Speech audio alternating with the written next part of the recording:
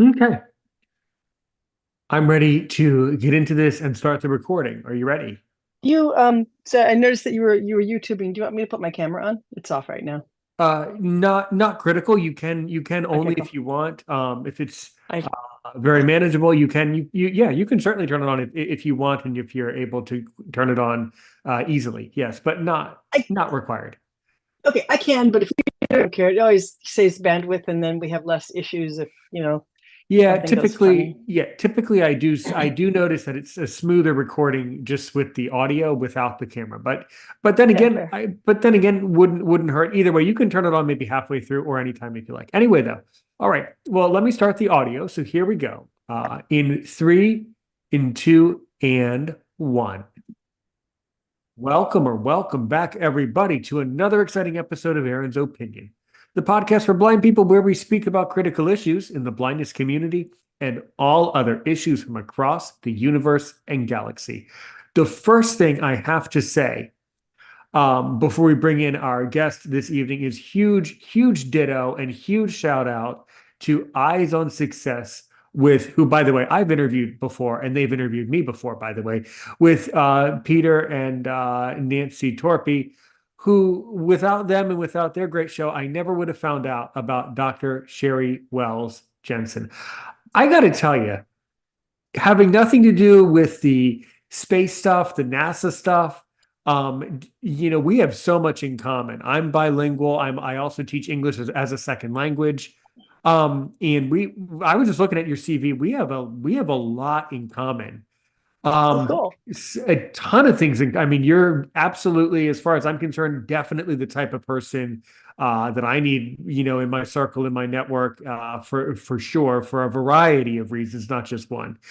I actually want to start on a bit of an interesting, or perhaps a bit of a serious and odd note. You said, and I remember it in your episode on Eyes on Success, and I want to unfold this with you as one of the little things we'll go over. But you said, and it really spoke to me personally, you said that you were really derailed when you were in college and university, and I believe you really wanted to study astronomy. And people back then in those days didn't really think that a blind person could do that. So basically, here's what I would like to know. I would like to know, before Dr. Sheri Wells-Jensen became, well, doctor, you were first probably Sheri Wells-Jensen. So who is Sheri Wells-Jensen? And basically tell your whole life story within the next hour or so.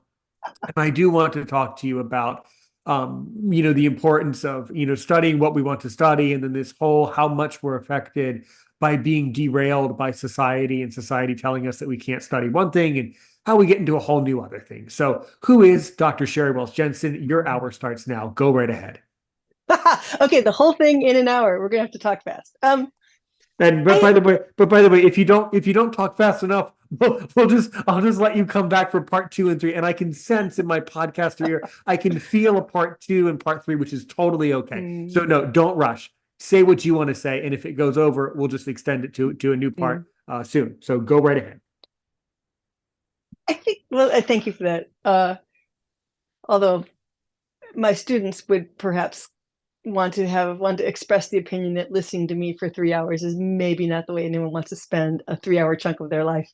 But but there's no quiz, so maybe that makes a difference. I think that I think this is really tricky, partly because we drink so much Kool-Aid about follow your dreams and be persistent and be strong and don't let anyone tell you no, and never compromise your dreams. Don't give up, and you can make it no matter what, as long as you have that fierceness about you. And I think to some extent, some of us more than others, we drink that Kool-Aid and we think that our life destiny is only about what's inside our heads.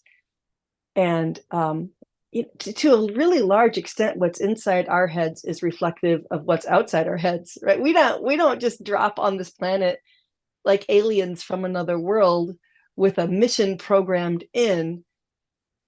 We develop what we love and what we want to do and who we want to be with and how we want to live in the world just as we go along, right? So the way it never really happens is you get to the university and you say, my lifelong dream is to be an astronomer, and they say no, and then you and it's a big critical sharp event, and then you walk away sad. um I just don't think that's the whole story ever. And it's also not the whole story ever when someone says no and you say, but yes, I will triumph. And then, you have to do that over and over, and you iterate on the I will triumph, and they iterate on the hell no. Um, the whole thing is much more insidious and difficult to pin down than that.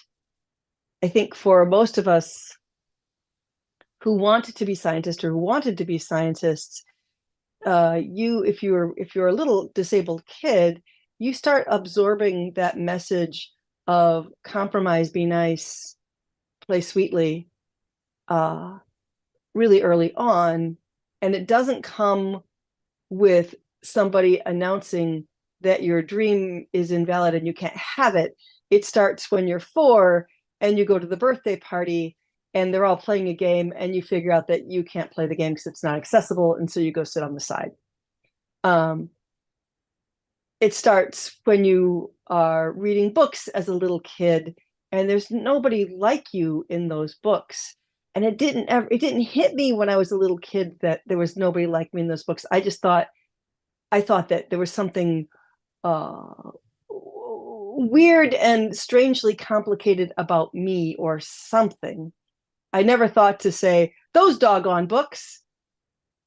The message that I got as a little kid was, oh, it's me. I don't books can't be wrong. All the books can't be wrong. All the books that didn't have blind scientists and those all of those things couldn't be wrong. Could they? Um I think one of my most vivid science memories from when I was a little kid uh was we had a student teacher. I was 8, and I vividly remember the afternoon. It was one of those just heartbreakingly beautiful fall afternoons. I mean, get this in your head, right? It's the sun is warm, the breeze is breezing. It's perfect. It's that perfect temperature. It's crisp but not too cold, and it's not too hot. And you're so excited because your little kid in school just started, and so you're a little kid, and that was fun. At least, at least it was for me. Um, and there's so much possibility. I always feel like there's so much possibility in the fall when a new school year would open up. And I kept thinking, this year is going to be the year. It's going to be so good. And we were outside. Another big thing, we were outside in the afternoon when we were supposed to be inside because we were going to do a science, right? She said, we're going to do science. We're going to go out. And what she said we were going to do is we were going to go into the little patch of woods behind the school, and we were going to identify trees. We were going to uh, get leaves off the trees and identify them. Leaves were very much on my mind because it was that fall, right? You know, that smell of the leaves. It's so good. Um, and I thought suddenly to myself, I remember standing in the playground, on the short grass in the playground, thinking, I'm going to go into the woods there and I'm going to discover all this, and I'm going to learn. I'm going to crawl on the ground, and I'm going to find a tree, and I'm going to like, I don't know what I was going to do exactly. I was sort of waiting for instructions, right? I was gonna examine its bark, and I was a big lover of trees. I climbed up trees, but I'd never studied trees. I never thought about science of trees. And I thought, I'm going to pick leaves of trees, and then I'm going to study them, and then I'm going to feel the bark and study that and see like how the branches go, and maybe climb up it to get a leaf. I didn't really know. And then I thought, you know what they're going to do? What they're going to do is later they're going to give me a quiz, and they're going to take me out somewhere and present me with a real tree, and I'm going to say what it is. And I was elated and a little bit scared, um, and so ready, so ready. I felt like something was about to change. And so then they let us out into the woods, and I remember going into the woods and kind of going over the border where there was some little hummock of dirt, and discovering that my science class that I thought we were going to have was the student teacher led us each by the hand up to a tree, picked leaves for us, handed them to us, walked us out of the forest, back into our school, and had us glue the leaf on a sheet of construction paper and braille the word for the kind of tree under it. There was no follow-up. There was no, you're going to learn to do this. It was just glue the leaf on the construction paper, write the name. And I think that's the first time I felt like, oh, I don't get to do science, do I? I don't, that's not what I get to do. And and it was, like I think it's really easy from the outside to think, well, why didn't you resist? Why didn't you insist on your right to crawl on the ground and go to the bark and insist on being tested and held accountable for the knowledge that the adults weren't even giving you? Um, but I think, to be fair, that's not what kids do, right? Uh, and I was a smart kid. I could read the room. I knew what was expected. And I think we continue to give disabled kids, blind kids in my case, we continue to distribute that sense of, you don't do science along with everything else. It gets given out to our kids like we give them snacks and oxygen, right? It just becomes part of the background that you are not a scientist. You are not the adventurer who's going to go out and learn things and then come back and have new knowledge. You are going to be given something and you are going to glue it onto a freaking piece of construction paper, and we will teach you how to spell the word, and then you will write the word down. So I think that's, so I wasn't surprised going along. I think each little shock is painful, but I was definitely not surprised going along when, my math book was a month or two late, and I didn't really do all of the science experiments that the other kids did. I sort of followed along behind. And if I did get to do one of the labs in chemistry, it was a big freaking deal. And the class sort of had to stop while I did it. And it was mortifying. Yeah. I mean, when you're 14 years old and you're a kid, you're kind of thinking, who are the cute boys in the room? I guess they're not interested in me now because I'm a scene. Um, and so, like, those, it's not that the messages are little, it's that they're little and consistent, and they pelt you from day to day. No science, no science, no science. I mean, they're telling you no other things too, but I was particularly, because I thought I wanted to be a scientist, because I had that fire like all little kids do, but I really liked science and I read science. But I learned that I was a consumer of scientific knowledge, but was never expected to work hard and do all the advanced math, or take a lab course in college, because if I took a lab course in college, that would cause a fuss, and it would be not only slightly selfish for me to do that, but horribly inconvenient for all the people who had so many important other things to do. Um, and I don't think that I'm at all unique, on this trajectory. And some people manage with, through a combination of luck and support and tenacity and luck and support, uh, and mentorship, to make it into science. And it's much more possible now than it was then, I think. So that's how I didn't end up in science. That's that's a substantial chunk of an hour, I think. Mm-hmm. Well, I can tell you that your story sounds vaguely familiar to my story. Mhm. I, as a little boy, I grew up. So I'll tell you a little bit more about me. You can, catch your breath for a moment. As you already have heard, my name is Aaron Richmond, and I grew up in Maryland. Now I live in the universe, but I grew up in Maryland. And as a boy, I had many struggles in school. Um, In fact, as we get to know each other better off air, I will tell you that my parents had to advocate for me many times going through schooling. In elementary school, there are actually two articles that were written about me. So it's a full length story.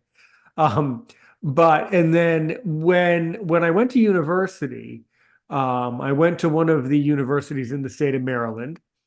Um, I I was also tremendously derailed in a very different sense, but it's all the same philosophy. I wanted to well, when I was in university, as any 18 or 20-year-old guy, I didn't really know who I was then, and I didn't really know what I wanted to do. But what I thought I wanted to do was I thought I wanted to major in international relations, which I did. And then I thought I was going to automatically be able to get into the government and work overseas or do something like that. And overall, I can tell you that I also faced a tremendous amount of discrimination as an adult, and it really affected me. And what I had to do over time was to figure out that, well, certain things just don't happen. So what else do I like to do? Well, I love to talk, and that's how I became a teacher and started working online and working for myself. And you know, then I started to get into podcasting because I felt that there are not enough strong podcasts in the blindness community for people to come up and share their story. But the point is this: derailing us blind people, number one, makes us want to do certain things more. Number two, it really takes an emotional toll. And I'm glad that you remember your experience as a child. Much of my discrimination in my childhood was so severe that I've had to actually block it out. Mhm. So I would tell you, I don't really quite remember, but I'm sure there were stuff like that that happened to me. I just don't specifically remember. But the point is this, um, I really think, and I'm sure you agree that if we weren't derailed and held back so much as a community, that would really reduce a lot of the trauma in our lives. It's Mhm. tremendously traumatic for me, and I have had to overcome my own trauma to get where I am today. So the point is this: thank you for again educating the world about that, and I wish that it wasn't quite as severe of a thing. But I too also like science very much. I was always very aware of and fascinated by space. And I remember in our email exchange that I mentioned to you that I did attend Space Camp for the Blind in Huntsville, Alabama, many times when I was a teenager. And I remember that you, Sheri, are a little bit jealous about that. So do you want to ask me about that? Because I'm sure you've been dying to know about that. I can just tell you've been dying to ask me about that. I am wicked jealous about that. I'm so happy that you got to do it because I feel like that's such.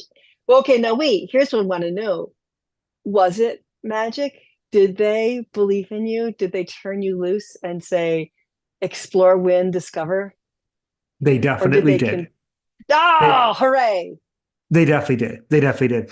I really got to tell you, I think now I've never interviewed anyone from NASA here on Aaron's Opinion, but I think moving forward, now that I have you in my context, I have a suspicion that eventually I'll get to interview someone who does work at NASA. But the considering that I've never actually spoken to anyone who specifically works at NASA, but the impression that I get is that NASA does believe that blind people can, is the impression that they want to give. But so yeah, I mean, it really was that great of an experience. And of course, for a teenager, it's a lot of fun because you get to leave home for a week, you get to skip school for a week.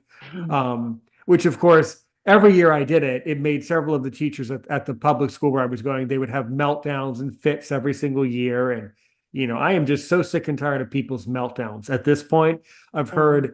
heard and seen enough meltdowns in my life. I'm all melted. I'm 32 and I'm used up of all the meltdowns. But yeah, it really was a magical experience. And I would highly recommend it. And of course, it turned me on to some other interests that would lead to other things that would eventually lead me to being derailed from certain things and then refocusing on the things that I ended up doing now as a 32-year-old. But yeah, I mean, what else do you want to know about the space camp before I dig into the other more parts of your journey. I want to know about your EVA and your spacesuit experience because that was something that was amazing to me when I got to do it. And I'm wondering if you were in a full spacesuit with the helmet on, and then what did you do? I was not in the spacesuit. I was mission control. I remember that I did a lot of communicating with the astronauts in the simulation. So, which is also very good because that's what I do now. So, no, Nice. I know that I did not actually put on a full suit. I know that I didn't. Yeah. Did they select who was going to my I don't want to think this is true, but having been to a bunch of camps for blind kids, with well, whatever, we'll whatever edges I want to use for that. I did notice, I could not help but notice that the most interesting tasks often went to the kids with a lot of vision, where us fully blind kids, we didn't paddle the canoe, we made a canoe out of beach bark or whatever the heck we had, uh Mm, we didn't ride the horse through the woods. They held the reins and walked the horsey in a circle with us. So right. was it that kind of selection process where I the don't I don't specifically remember it being that okay, personalized. I really don't. I think it was okay, just more of a random thing, you know. It was very relaxed. interesting. I remember that when I went, it was a very relaxed group. Yes. Mm. But I was fine with being in mission control. I'm fascinated by controlling Oh things yeah, over radio and communicating with people. I thought that's a fascinating thing. It's fascinating either way. Yeah, yeah. yeah, absolutely. Yeah. So then at some point in your life, you obviously got in touch with NASA and you did this whole experience where I believe you went out to what was it, Arizona, somewhere in the western part of the country, right? Arizona, Yes, California, Hawaii, something like that. outside of Tucson. Outside of Tucson. Okay. So why didn't you kind of dive in and give a deep dive on that whole experience because that is truly It was fascinating. amazing. It was Yeah. amazing. So the way that I ended up doing astrobiology is kind of fun. I studied English as a second language. Post Peace Corps, I was in the Peace Corps. Post Peace Corps, I was in love with my, literally in some cases, I was in love with my Spanish teachers because they were brilliant and they were psychic and they opened up new ways of me of thinking and talking, and I thought they were amazing. And so I decided I would go do that. And then I discovered linguistics, which is science but with language. And I thought, okay, maybe I almost win. Um, and then my very first semester at my tenure track job, our department chair, who was a swell guy, a really, really, really nice man, said to me, "What would you like to teach over the summer?" Oh, newly hired, freshly minted PhD. And I said, I would like to teach a class in alien linguistics. What would an alien language be like? And he said, instead of saying, of course you can't do that, it's ridiculous and not very scientific and it's sort of stupid and who wants to do that anyway, instead of saying that, he said, oh, okay, you can do that, go ahead. which which meant I spent my entire first year at my job desperately preparing that class. It was huge fun, great success, so much fun, so good. And then I forgot about it for about 10 years. That was just the thing I did. uh and then out of almost nowhere, because that class was hanging around online, I was invited to the SETI Institute.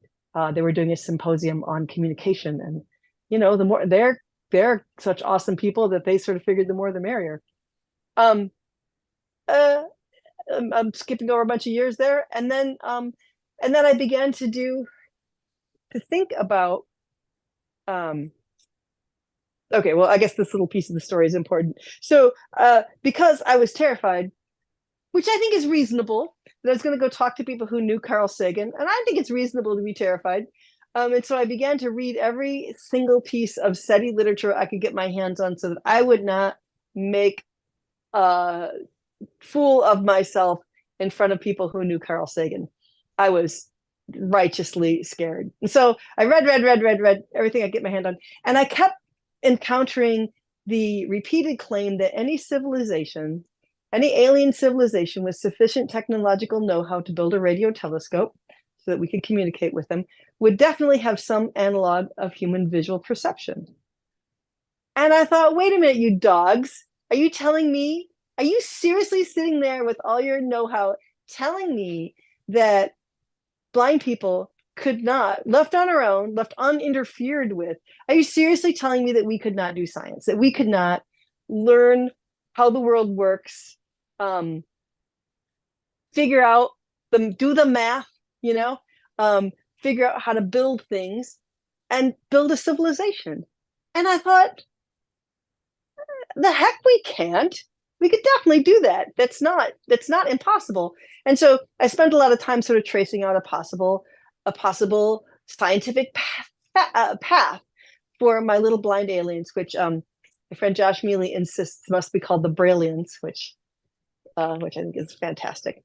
So my little Braillians, they could do it, couldn't they? And so I traced out a path for them, and and so and so I proved to myself that blind aliens, blind creatures, blind sentient thinking creatures, could build spaceships and go to space and do all the things without waiting for some sighted person around the corner to be helpful. We could do these things on our own. It left on our own, interfered with. And so when I was thinking about the design of space vessels and habitats for blind inhabitants, it occurred to me as I was reading about space and how mind-bendingly dangerous and destructive to the human body space is, that it's all very well for me to sort of dream about how I would build an accessible space station if I had the time to do it. But we know that space is disabling. We know that we can send healthy people with all their senses intact into space, and they could become disabled while there. And so I started thinking about, and I was not the first person to have this idea, obviously, but I started thinking about, what if you get halfway to Mars and you can no longer see well enough to run your computer? Which, shouldn't it have voice on it? Shouldn't you like get an NVDA like on that spaceship to make sure that your computer is working fine, that you can still read it if you lose significant vision? Or, what if your muscles are so weakened by long exposure to microgravity that you can no longer manage those hatches that we use to steal a spacecraft? Those hatches it's quite a bit of muscle to get those things to work. And so I started writing and talking about accessibility for space. So we want space to be accessible in case one of our professional astronauts becomes disabled, which means, if we can make a spaceship that disabled people can run, why shouldn't we just send disabled people up there to run it? And so I started thinking and working on that plan, met folks from Astro Access, which is a nonprofit interested in the same kinds of problems. And one of the things that happened through Astro Access, along with some zero-G flights, which we could talk about later, was access to the opportunity to be in the first scientific mission to live in the SAM habitat, which is on the campus of Biosphere 2. It's a little self-enclosed habitat. It's called the simulation. You can either be on Mars or on the moon once you're in there. Who cares? Once the doors close, what's outside? It could be Mars, it could be the moon. And so I went in with a crew. There were 4 of us, and we spent a week in the habitat, basically in something that could have been habitat on the Mars or moon. We obviously had Earth gravity, which was too darn bad. But there we were, doing everything that you would do if you were in a habitat in outer space. And we were there for a week, and I think we did great. So what exactly, so run us through, the day of exactly how you knew what to do each day. How did that really work? Let's really get into the ingredients of all of this.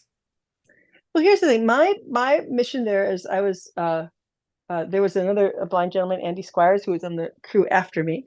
But I was the first crew. And my basic job was to see how accessible this habitat could be. And the thing that I found absolutely fascinating, it's kind of like a habitat is kind of like just living in a small a small apartment with like three of your closest friends, uh, who I had not met before we arrived, but they became close friends almost immediately. It was either that or one or the other would push the other guy out the airlock, right? We had to become friends fast. Um, so to make the thing accessible was a fascinating combination of the highest tech stuff you can imagine and literally writing paper labels with a slate and stylus and sticking it on things. I had to use every single uh, adaptive technique that I had ever imagined, that I've ever used in my life, really from the super low tech stuff like, oh, I don't know which of these, I don't know which of these is the flower. I guess I'll put a label on that. Or, oh, I don't know which button on this panel is the one that will stop the outrageously loud fire alarm from going off. How do I shut this alarm off? I guess I need a bump dot. Um, we had a complicated mechanism called the lung that that sort of regulated the pressure because we were in a sealed environment, right? And what we had to do was basically this several thousand ton hunk of metal that was literally lifted into the air by the air pressure in the habitat. It was really cool. Um, and we had to know how high up it was. We had to keep readings on it to make sure that that we didn't blow out our windows, right? That we had to measure the air pressure and the height of the lung was the best way to do that. Um, and so at one point, I literally took a tape measure. What do you call those? Like the ones that you use if you're sewing, a flexible measuring tape, and Measuring punched tape, holes in probably. it. Yeah. Yeah, yeah, it's one of those flexible ones, not like the not like the plastic ones, right? Just a nylon one, and taped it to one side and literally just, painter's tape and a slate and stylus and marked it every foot, wrote some numbers on it with my slate again, and taped them all on there so that when it was my turn in the middle of the night, I could get up and go down to the lung and make those readings. And we had so there was things like that. And then we also were independent science lent us a LabQuest unit that talked so that I could use standard CO2 sensors and pH sensors so that I could help keep track of the CO2 levels in the habitat. And I became I became the default wastewater, not waste as in the toilet, that we didn't mess with, but the other all the other kinds of water, pH measurer and recorder, and we had to keep track of our water. And so our day was kind of like, I mean, there was a whole lot of just mundane stuff. You got up in the morning, a bunch of us tried to do some exercises to keep ourselves from getting too much cabin fever. And just like sharing the cooking and then sitting down together and figuring out what we had to do. A couple folks had some research tasks that they were given. So we had one, our medical officer was monitoring people's heart rates throughout the day. And we had this little we had this little electronic seal. It was like a stuffed seal. And he would purr and go when we held him, and we were supposed to see if that would lower our stress levels. And Wouldn't that so, actually raise your stress level to have to um, hold a toilet? I mean, wouldn't it just annoy people to some extent? I mean, it was supposed to be cute. I felt, yeah, I don't think that it lowered my blood pressure at all. That would get annoying really fast, especially now if they want to make it more realistic. They should tell one of the people, hey, Sheri, bring your pet cat. Yeah, I Bring your think cat, bring the litter box, yes, and just he'll be fine. See how people handle yes. that. That would have been a better thing. Bring a cat. Yeah. You want to be a space cat, my little moo? She's sitting on my lap now. She does. She missed me. Yeah. And so, and then I could picture that though. I could easily picture astronauts bringing a cat, and the cat would be fine with it. The cat wouldn't care if they were on Mars or the moon, really, in a yeah, habitat. the Yeah. way the litter would be a problem. It would be Well, that would be bad. We have well, yeah, to. but the cat still wouldn't care. So No, the cat would probably be the cat fine. would be fine with it. But anyway, though, that is Yes. fascinating. Yeah, yeah. And so So then then what? Yeah. Mm-hmm. each of us had an EVA, Mm-hmm. um, which was the full we had to break sim a little bit for the EVA meeting that we, because they didn't want to give us untrained, uh, just random untrained people, and we didn't have time to do the amount of training you would need. They didn't want us just to have access to this, tens of $1,000 spacesuit. So we did break sim to have a couple techs come into our airlock and help us suit up. And I am not an adventurer. I don't think of myself as especially brave. I did not, I was dreading this. I was absolutely going to do it because I wasn't going to be the one that, yeah, I'm too scared to go. So I was going to go. But I know that there are people out there with kick-ass deafblind skills.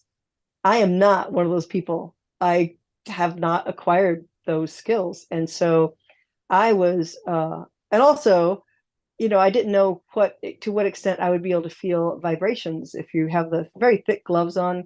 No, nothing but sort of stop go on your hands. You could sort of feel when your hand was clenched around something, but you had no idea what it was tactily, right? And so there was a moment when I was sitting in the airlock and the guys were suiting me up and we had me all strapped in. And he walked over to me and I was sitting down and he was sort of looming over me. And he said, "Okay, I'm going to put the helmet on you now." And the sound of that helmet, which was very soundproof, lowering slowly over my head and screwing onto the top of my suit, all I could think of was, oh my God, Darth Vader. This is terrifying. Let me the hell out now. Wow.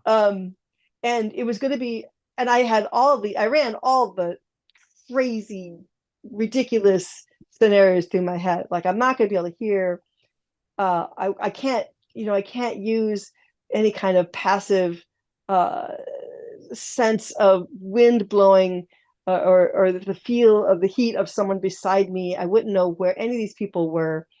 I kept thinking, well, like, and we're on oxygen, right? We had a hose connecting us to the hab. All the oxygen was coming from the habitat, and I kept thinking, well, like, what if they all just like walk away? I wouldn't know. Or what if I don't know. Like, I just kept thinking, how what if I knew the radio reception was pretty bad in the suit from watching other people's EVAs, and I kept thinking, like, what if they all disappear for some reason and I can't get myself out of this suit? And I yeah, there was a lot that kept thinking that there were 10,000 reasons not to do this. Um, and also the suit is really stiff because it's pressurized, right? And I thought, well, what if I trip over something and fall down and break my stupid leg while I'm out doing this EVA that I had no business doing?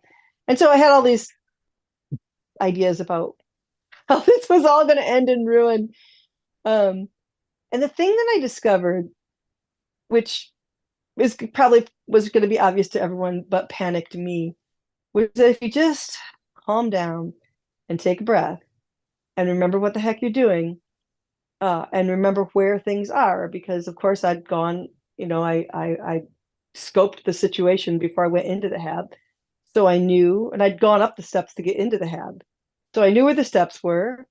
I knew where the wheel on the outside of the door was to, dog and undog the hatch. I knew where the pile of dirt and rocks were that we were supposed to go to be Mars or the moon. I think we were on the moon. I can't remember. Moon, I think. Um, and so if you stop and you pay attention, there's still quite a bit of kinesthetic and sort of quasi haptic feedback from your gloves. And I went out, and it's not like the door was no longer in front of me just because I couldn't hear it, right? And I began to think a lot um, about how I don't want to horribilize not being able to hear just because I can hear, because deaf blind people have skills. Deaf people have skills.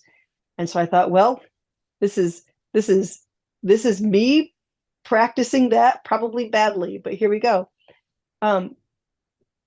So I went with what I knew. I had a toolbox in one hand, and I had my cane in the other hand. Good old fashioned, never let you down, straight cane. And I had the cane tethered to my wrist with enough slack in the line so that I could drop it and pull it back up, but so that I could actually drop it and get it out of my way if I had to. I didn't want to impale myself on it, right? So uh, I practiced a bunch finding the ideal length of what I thought was going to be the ideal length of cord. And then I just remembered that these things are possible. And so I went to where I knew the door should be, and I kicked at the threshold with my boot and I felt it, stepped out onto the steps of the hab, and then I realized that the steps of the hab are metal, so that when other people are on the steps, I could feel that through my boots. Um, because the vibration of the metal, I didn't need to hear them. I obviously wasn't worried about seeing them. I'm fully blind, so I didn't, wasn't worried about that. Uh, but I could feel them. I knew that somebody was standing on the steps, and I thought, okay, okay. And I knew which way the door opened, so I just turned to where I knew it was supposed to be, and there it was. It's like, just because I can't hear it doesn't mean that it's changed into a rabbit instead of a doorway, right? It just was what it was. And I, closed up the hatch and picked up my my tool case and went down. And again, it was just about keeping calm. And so I actually was able, even with the gloves on and the stiff suit, I was very proud of myself actually. Oh, sorry, Kitty, my cat was on my lap and just jumped off. I was actually able to go down and open my toolbox and get out my little shovel and open my sample box and shovel some dirt into it and sealed it up. Uh, and I was able to walk around further, leave my box where it was, and walk over further. And I felt a rock with my under my boot and gathered myself a rock sample. And it was that point I started to think this is actually fun. And it's a little bit sad that I didn't insist on taking a hammer and chisel out with me to like bust up some rocks, because I thought, this is all we know how to do this. It's like if you're soldering or you're cooking something on your stovetop and it's hot. It's about being careful, and it's about keeping track of what you're doing, and it's about not panicking. Um, and it's about practicing a lot, right? And so I was able to get my rock sample and I got my soil sample, both of which I what adjective should I use? Please, both of which I'm pleased to say, and I hope they're not going to come after me, are both sitting on my desk right now beside me. Because I thought if I went to all the trouble to gather this vial of dust and this rock from a simulated Mars yard, they can come back and sit in their simulated glory on my desk. Um, and it was all about those really basic cane skills, just those really basic, very cautious in a new environment cane skills, and those really uh and sometimes sequential stuff. Like I had memorized, if I go this way, I'll step over the little wooden wall, I'll be back on the concrete, and then I'll follow this around. And I did misjudge my angle going back to the hab, and I didn't end up at the steps. And so then I thought, there's no real reason to panic about this, because this happens to me all the time, right? You cross the street and you don't end up exactly where you thought you were. Um, and so I thought, well, what do I do when I cross the street and I'm crooked? Um, well, I take my cane and I check out what's in front of me, and then I make an informed, well, not an informed, I make my best guess of which way I had veered, and then I go for it to find out if I was right. Um, and so I got myself and my toolbox back up the steps and undocked the hatch and went into the airlock. Uh, and it was all, I think this is my reflection on the whole experience. The the habitat, the thing that we think of as this amazing thing that could be in space. It was 90% accessible. And the 10% that was not accessible could be made accessible if we'd had more time. If we'd thought about it, had more time to figure out what we were going to need, because I didn't really know, right? So, um, and we had what you might expect. There was three sighted people and me, lovely human beings, just really the best. Good crew, good teammates. Um, and yeah, they still had some. There were a couple times when when we were all like doing our jobs in the habitat, and somebody would want something like in another room, and it happened at least once, maybe two or three times, where I was the closest one to the object that they wanted brought to them, but they would yell at someone else to go get it. So there was still kind of that. I don't feel like in the limited amount of time we had, I don't feel like they uh, had unlearned everything their whole life had taught them about disability, right? They had time to unlearn that, and I think that I had not had enough training. So like when we were outside the habitat, I did a lot of walking by myself, but I also did a lot of sighted guide, which is not a problem, and it's not, I felt perfectly comfortable doing it. Looking back on it though, if my purpose had been to teach my crewmates that I was a full and equal partner, it's not that I felt like I could never ask for help. But the more that I could show them that I didn't need the help, the better off the interpersonals would have gone. Uh, I give them a thousand tons of credit. They were great companions. We're gonna be friends forever now because we've been through this thing, and we saw each other cry and we saw each other laugh, and we played together and we laughed together. We watched stupid movies together. Um, we did it all. And I feel like there would obviously have been more technical work for us to have been doing were we in actual space habitat, but none of it was magically impossible. All of it was accomplishable, especially if you got a team. And I think that for me was the biggest takeaway, that all of the things that we're doing now on Earth uh, toward accessibility, all of that, you pick it up, you move it into the habitat in space. None of that is wasted. All of that is applicable to these bigger and more exciting and more wonderful and strange and marvelous places that we should be going in the future. We already know how to do. I'm going to go 80% of what we need to know to get a disabled person in space. We already know. We haven't tested it all. There's things to learn, but I think there's only 20% of it left that's going to be difficult at all. Hmm. Wow. Wow.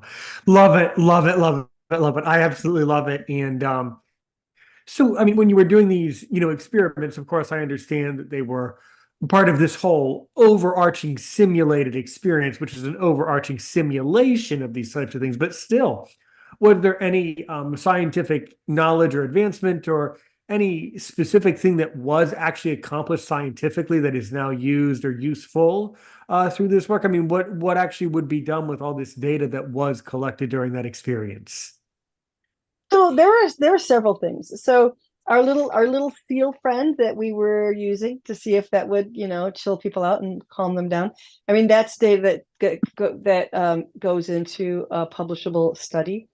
Um, the techniques that we use, the basic idea that everything you need to know, like 80% of what you need to know about access, you already know. That's something we did not know before. That's a paper that we're writing now. We did some studies of carbon dioxide accumulations of carbon dioxide in the habitat. We were never at a level that anybody thought was dangerous. We were at a level where, I mean, what do you tell people that carbon dioxide is going up, and we're all like, oh yes, we can feel it. We were never at a level where it was dangerous, but we did learn something about how carbon dioxide moves around in that particular environment. Let's see. Uh, we have we left the habitat with some accessibility stuff still in place. Um, we made some we made that principle, that whole universal design principle thing, where if something is makes it easier for a disabled person to get the job done, it makes it safer and more convenient for everyone. There were several things like that. A super trivial example is there was to avoid somebody inadvertently changing the fan, which would change the air pressure in the hab, which could blow out the windows and hurt somebody.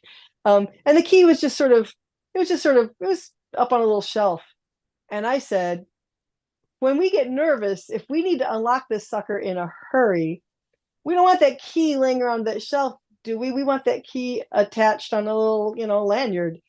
And so because we were just in there with, not tools, I mean, we had tools, but we did the right tool. Like that key is now like on a little, on a nice thick braided piece of yarn, literally right now, which we tied in place. Uh, so, um, so several things that we did and procedures, things that we noticed, like, oh, don't store that. There are plants there. You don't store the plant food in this kind of container because it looks too much like the recycled water. And so we left the habitat better than we found it, not just more accessible, but better for everybody. And I think I think we are still sorting out everything that we learned from the experience, but definitely the stuff that we learned about accessibility and the carbon dioxide stuff and the data on our little friend, which we called him Hermes, our little Hermes friend, because we were hermetically sealed, and so we named the seal Hermes, because we're clever like that. Like that's all stuff that is write upable, and we're it's on our stack of papers that we're. Wow. Wow. That's a lot of that sounds like very hard work and then but that also sounds like a lot of fun. That sounds like a blast. Yeah, really. I mean, it's one of those things where at the time you're kind of like, wait, okay, can I just go home now, please? Because, geez, um, and being trapped in, this from just living your life, right? If you're someplace that starts out kind of inaccessible, and all day long you're discovering new things that are inaccessible, I mean, that's not a fun vacation. Um, but but there were moments when we were all so happy, you know and I know that it's a simulation. We all were aware that it's a simulation, but it felt, not gonna lie, it felt kind of real. I thought, uh, here I am, I'm a blind person, and I'm taking carbon dioxide readings, and I'm measuring the pH of this water, and I'm checking the oxygen levels, the dissolved oxygen in this water, and um, I'm writing it down, and I'm entering it into, I'm giving it to my crewmate who's entering it into her spreadsheet, or I could have had this spreadsheet. That was also possible, right? And I thought, dang it, we think of these things as so distant from us, but it's still just humans doing stuff. I mean, I mean, space, the habitat is kind of like an apartment. I mean, a space habitat is a really expensive apartment, and it's really far away, and you shouldn't open the door, but it's still kind of just an apartment where people live. Uh, and we know that we can do that already. So there's attitudinal barriers, there's training barriers, there's stuff in the training that we would need to work on. But this idea of disabled astronauts is not, that's not, that's not something, you dream in some kind of under the influence of something, right? That's a real thing that we know can be done. We need a little more research, and we need the will to do it, and it could be done. Yeah, yeah. Well, the matter of interest, an experience like this that you had, oddly enough, hey, I mean, it's definitely something I would do. I would love to have an experience like that. I would definitely sign up for something like that, and know that I contributed to research like that. That would be so good. Um, I mean, just pure curiosity. I mean, do they ever? Are they planning on doing something like this again? I mean, because it's certainly right up my alley of something that I would definitely do for sure if given that privilege and opportunity. Well, so one of the very recent emails I just got was an advertisement that the folks who are planning missions to Mars at NASA are recruiting currently for a 4-person year-long analog. And their application process requires the person be between 30 and 55 years old. And I can't remember what the science background requirement is. You don't have to be a pilot, but they like that. But you don't have to be a pilot. And that you have to be healthy. I hope, it is my sincere hope that I will be able to send them an onslaught of disabled candidates. I have no idea whether they will take a disabled candidate. They very well may have interpreted healthy to mean non-disabled, but that is not what they Yeah. said. Yeah. And Yeah. I mean, and I that's, think we should yeah. all apply if you want to spend a year. A year's a long time. Yeah, no, that would be utterly fascinating to know that I contributed to something like that. That would be Mm-hmm. such an accomplishment. Just to know that I helped, just for that simple reason. Apart from the fact that it's Yes. utterly fascinating to know that I helped to maybe help something else in the future. That's actually the interesting part of that, you know. But no, that's another barrier. We were talking about, when we started our talk about when you were in school with the trees and the leaves and these little forms of discrimination, or these little things, hey, if you have, in many cases, healthy from a, this is going to sound bad, it's not anything you haven't heard before, healthy from a quote unquote legal perspective actually does Mm-hmm. mean non-disabled, which is obviously not right, but that is what it actually legally, in legalese, healthy means, yeah, you can't be blind for it, is what it actually legally means. So they would have to work something out like that. But that is utterly fascinating. Yeah, yeah. I want to be in a position to require them to think about that and make those choices and know Right. that they're making that choice. If only non-disabled people apply, then only non-disabled people have any opportunity to get in, and we will have made no progress. So I am hoping. Yeah, but also, okay, respectfully disagree with you a little bit. Also, I would want them, NASA or whatever it is, to create a program where they had reasonable accommodations and reasonable Yes. requirements for entry, a reasonable barrier to entry. And they say, so who wants in? And then anyone who's motivated enough would then show up, whether they have a disability or not. Because Right. oftentimes, as you know better than I, oftentimes if there's a barrier to entry, then it makes it very hard for the most curious person to get all the way through the barrier, which, it's Yes. nothing personal, but that's just how that happens in many cases. But that is uh some really, really fascinating stuff that off air I would tell you the same thing. I am totally supportive of it, totally on board with it, and I would love to be included in something like some accomplishment like that in my lifetime. That would be so cool, so good. Yeah, yeah. I mean, we need an So, all disabled analog too. Like the year long NASA analog is the thing that's happening, right? And I'm reasonably confident that the habitat is not wheelchair accessible, for what that's worth. Um, but uh, but there are shorter analogs that are running all the time. There's several analog facilities in the world, sprinkled around the world, and they run missions anywhere from 6 days to 6 months. I think is 3 months is, but there's all different lengths. And at some point, we need to do so we can have that written down that we did it, and so we can do it. We need an all disabled analog. I think it'd be fun to do an all blind analog mission. I think that would be amazing. We it just have would to raise be the money and then we go.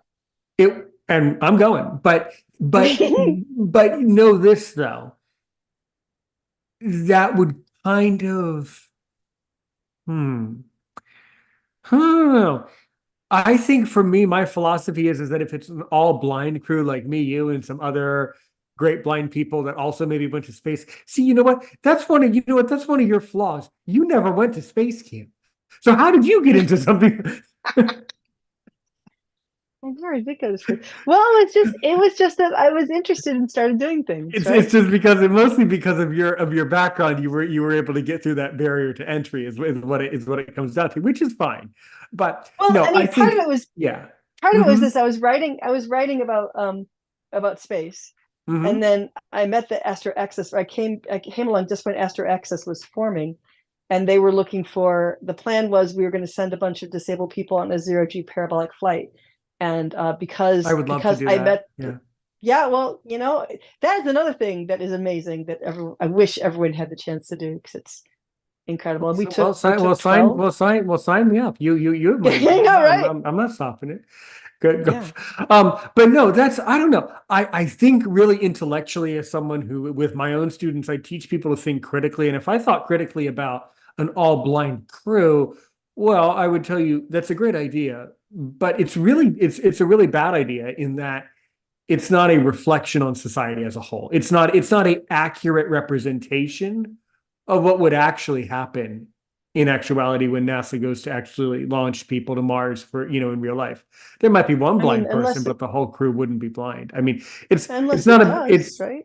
well, I Unless guess. there is some unlikely accident. But I mean, the point is that we have to do Hmm. everything. I want there to be an all disabled crew, because space is disabling, and it is Yeah. not beyond a belief that everyone on a Mars mission will become disabled along the way. Could totally happen. Yeah, I mean, and that would be one of my things that I would want to learn about too. I mean, that's a fascinating question in my mind. Never mind about the landing on Mars. The pilots can do that. No problem. Never mind about living on Mars. No problem. What about, oh, I'm 4 months into outer space and deep space, and I'm having a meltdown and I want to go home. Then what are they going to do with you then? Yeah, Then what? They can't turn around. it's tough. Then what? Right. It's a lot. I mean, one of the idea is that that's one of the reasons that they run a bunch of these analogs, to figure out, can you help by selecting the right people? Is every single person going to melt down 4 months? When you get about 1 million miles away from Earth, is everyone just going to lose it? Is it just going to be too heartbreaking to be so far away, too scary, Yeah, too lonely? that's what I would intellectually wonder. And my background, as I said, is not science, although I did a lot of the space stuff as a teenager, and I actually had a lot of interest in aviation as a teenager. I was actually in Civil Air Patrol. I actually did a lot of the same science-ish stuff that you did. Just I didn't study it formally, but I had a lot of sprinklings of it in my life, just in indirect Yeah. ways. But yeah, no, I would want to know what emotion. I guess what I would wonder is what would be the emotion. Certainly there's going to be an emotional toll for when you're in deep space and you hear the crackle over the radio, or in CW for Morse, and they say, okay, you're several million miles away. Yeah. Yeah, how do you feel? Like then what? Then what are they going to do if someone panics, or bursts into tears, or has a nervous breakdown? I mean, I would hope it wouldn't happen, but I'm secretly I secretly think it probably would happen darkly, actually. What do you think? Like, Oh what's your yeah. professional concept of that? What do you think? I mean, even even just in orbit, astronauts get sad and homesick, right? I'm Okay. confident that it would be more difficult the further away you get. And, I think a certain amount of tears is probably inevitable. Hmm. Right. Right. Yeah. Yeah. Really, that's a really, that's a really overwhelming thought. That's a weird thing. That's an odd thought. I don't know what they would do about that. I mean, I think you have to be ready with the, like, from what I've read about people in extreme isolated environments, like people Hmm. in Antarctica or something like that, right? Or people who do 6 month analogs or year long analogs. I mean, there's just a lot of relying on emotional intelligence and on group process and on admitting that what's happening is happening. Um, and I suppose at the end, there would have to be medication around and possible for Ooh, the I don't times when you know. just really, like, on Earth, every once in a while you get where you're just, I mean, lots of us, I'm just going to have a glass of wine and go to bed. Leave me alone.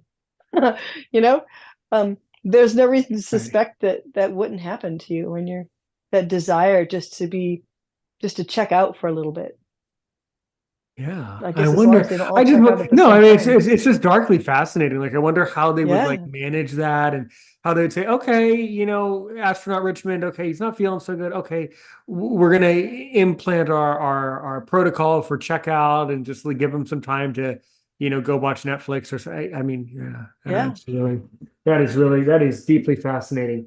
Um, well, I gotta tell you, that was an utterly, as I knew it would be, that was an utterly fascinating hour. And the only thing that I can say is I hope that you won't take offense to what I'm going to tell you, but I know you're going to understand what I mean. I might have had some really bad experiences with university professors in my life. You never know. They might have thought a blind person couldn't do it. Oh, you have But had those. I'm confident. But I want you to know that that university professor from Bowling Green State University named Dr. Sheri Wells-Jensen, I just had a wonderful experience with you. Oh, hooray. Trust me on two things. I would sign up for your class in a heartbeat. Trust again, though, that you wouldn't want to teach me even if you could, because I absolutely do not come from any background except for the linguistics. I certainly don't have the science background, but I want to say that it would be an absolute honor to sit in your classroom. It truly would. You really have, you've really made my day of all the teaching work that I've done today, with all my students. Just thank you for what you do. You really Well, have. Yeah. and thank you. I mean, we need people, we desperately need people like you who are good listeners and who are skilled at sharing stories, because it is only stories that kept me and you and everybody else out of science. Those are only stories. We make that mess up. Those are just Right. stories that we tell. And so we learn to tell other stories, and then things get better. And so you might not think of yourself as being at the forefront of change, but I hope that you do, because you are. I mean, exactly this stuff, people talking with one another, people thinking about how to push the boundaries, people working together, showing solidarity and love and support to one another. That's how progress is made. It's not made by one person being brave and strong all by themselves, although sometimes a little bit of that is necessary. But it's all about the community, and it's all about teaching ourselves to think differently about the world. Precisely. Could not agree with you more. As I walk to an end of an amazing, what beautiful conversation. Um, I don't know if you've ever listened to any of my stuff before, ever heard of me, or watched the YouTube, which is totally fine if you haven't. But I always like to say, so now, if you, Dr. Sheri Wells-Jensen, can ask me, Aaron Richmond, only one more question to really make me sweat, to see if I'm worth my salt as a podcaster, what do you want to ask me? I want to ask you, when you when you have the bucket list interview, imagine the person that you don't think would ever really come and sit down with you, but all of a sudden, oh my God, there they are. How are you going to figure out what question to ask them that isn't like the obvious fan question? How are you going to break through their usual, I'm always being interviewed, they're always going to be the same thing? I don't know exactly. I don't think I want to know what question it's going to be, but I want to know what your process would be. How are you going to figure out what's the great, how do you figure out what questions to ask to make your interview one that they will go, man, that was amazing? Well, I would simply ask the one question that I ask you. Who are you? Right? When we really break down who we are, we say a lot of amazing things. And that's Mm. what I would say to anyone, whether it was you or any of my podcast idols out there, which, trust me, there are podcasters that I think are just doing an incredible job. Mhm. Love what they do. They're fascinating people. One of them, actually, you probably listen to this person, Lex Fridman, absolutely fascinating. Um, you listen to Lex Fridman, right? I have not, but I've just written down that name. Really, that is a shocker for me. That's a shocker. I'll tell you more off air. Of Okay. course, there's so many that do there's so many podcasters that do just utterly amazing work that are just doing a great job. Lex, other podcasters that I just love to listen to them. Joe Rogan, Jordan Harbinger, they're just incredible people, and they are what makes up the whole story of the podcast space for sure. But I would ask them who they are as people, and really just allow them to figure out who they are through the beauty of the conversation. And that's Mm, what I think is so fascinating about the art of podcasting and being able to connect with people and have these conversations. awesome. And you say, by the way, that you also studied a lot of linguistics. So how are your French skills, by the way? Because you know that I'm a fluent French speaker. Because I speak Spanish, I can sort of understand French if I don't try too hard. You don't listen too hard, you kind of understand it. Well, why don't you go tell all of those people who are in like positions of power, elected offices, the local people here, local people there. How about you tell them to just start listening really hard and let's see if the country just magically poof just gets better. Hopefully, I think it'll Yeah, work. I think that's how it works. Just keep listening hard enough. Keep listening. yeah, just pay attention. But there's a lot of truth to that, though. If you only listen, as they say, there's a famous saying, there's a reason why people have two ears and one mouth, because you're supposed to Mm, mostly listen. mhm. I completely agree. I completely agree. If someone absolutely stunning episode as always. If someone wants to get in touch with Dr. Sheri Wells-Jensen, whether they're here or listening to us from Mars, how would they do it? I think the easiest way is my email. It is SWELLSJ at BGSU, that's for Bowling Green State University.edu. Happy to chat. So good to have you. All right. Yeah, Well, thank brilliant. you. Well, Thank you. thank you so much, everybody. Um, we have reached the end of the episode. I just want to say thanks again, and you are forever welcome in the Aaron's Opinion family. All right, everybody, that's it for this episode. Thanks so much, everybody. Stay tuned. We'll catch you next time. Thanks so much. Help one person today. Help 1 million people tomorrow. Don't forget to like the video on YouTube, comment below on YouTube, and subscribe and tickle the bell notification to know when we go live next. I will catch up with you over email, but until then, have a very, very good evening. And Thank you thank so you so much. much. Bottom of my heart to yours. Thank you so much for joining us. You are Thank you so much. It was super fun. forever welcome. And I will catch up with you. Of course, I want to get in touch with you off air to send you more specific info about a variety of things. So stay tuned That'd be amazing. for an email. All right, everybody. Thanks Okay. so much, everybody. Have a very good night. Take care. Help one person today.